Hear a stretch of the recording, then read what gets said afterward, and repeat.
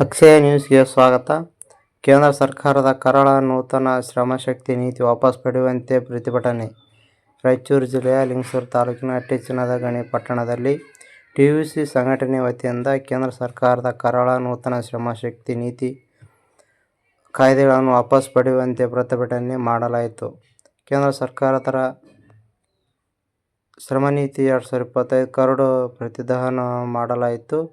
ಸರ್ಕಾರ ಈ ಸಂಹಿತೆಯೊಳಗೆ ನಿಯಮಗಳನ್ನು ರೂಪಿಸಬಾರದು. ರಾಷ್ಟ್ರದ ದುಡಿಯುವ ಜನರ ಮೇಲೆ ಎಸಲಾದ ಅನ್ಯಾಯ, ಮೋಸ, ವಂಚನೆಯಾಗಿದೆ ಎಂದು ಕಾರ್ಮಿಕರು ಘೋಷಣೆ ಕೂಗಿದರು. ಈ ವೇಳೆಯಲ್ಲಿ ಮುಖಂಡರಾದ ರಮೇಶ್ ವೀರಾಪುರ, ಮೌನುದ್ದೀನ್ ಅನ್ವರಿ, ಶಾಂತಪ್ಪ, ಹನೀಫ್ ಜಮದಗ್ನಿ, ರಮೇಶ್ ಬಾಬು, ಸಿದ್ದಪ್ಪ ಮುಂಡ್ರಿ, ಚಂದ್ರಶೇಖರ್ ನೆಲೋಗಿ, ಗುಂಡಪ್ಪಗೌಡ ಸೇರಿದಂತೆ ಪ್ರತಿಭಟನಾಕಾರರು ಇದ್ದರು.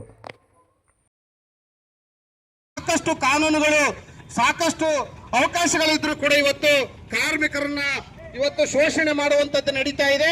ಇದೇ ಸಂದರ್ಭದಲ್ಲಿ ಕೇಂದ್ರ ಸರ್ಕಾರ ಮತ್ತಷ್ಟು ಗಾಯದ ಮೇಲೆ ಬರಿ ಎಳೆಯುವ ಮೂಲಕ ಕಾರ್ಮಿಕರ ಒಂದು ಬೆನ್ನುಮೂಳೆಯನ್ನ ಮುರಿಯುವಂತ ಕೆಲಸ ಮಾಡ್ತಾ ಇದೆ. ಕಾರ್ಮಿಕರ ಪ್ರಜಾಸತ್ತಾತ್ಮಕ ಹಕ್ಕುಗಳನ್ನ ಕಿತ್ತುಕೊಳ್ಳುವ ಕೆಲಸ ಮಾಡ್ತಾ ಇದೆ.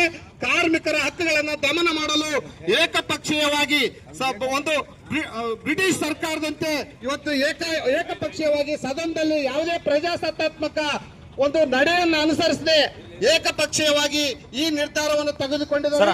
ಹಾಗಾಗಿ ಕಾರ್ಮಿಕ ಸಂಘಟನೆಗಳೇ ಮುಂದಿನ ದಿನಗಳಲ್ಲಿ ಸನ್ನಿವೇಶಗಳು ನಮಗೆ ಎದುರಾಗಲಿವೆ.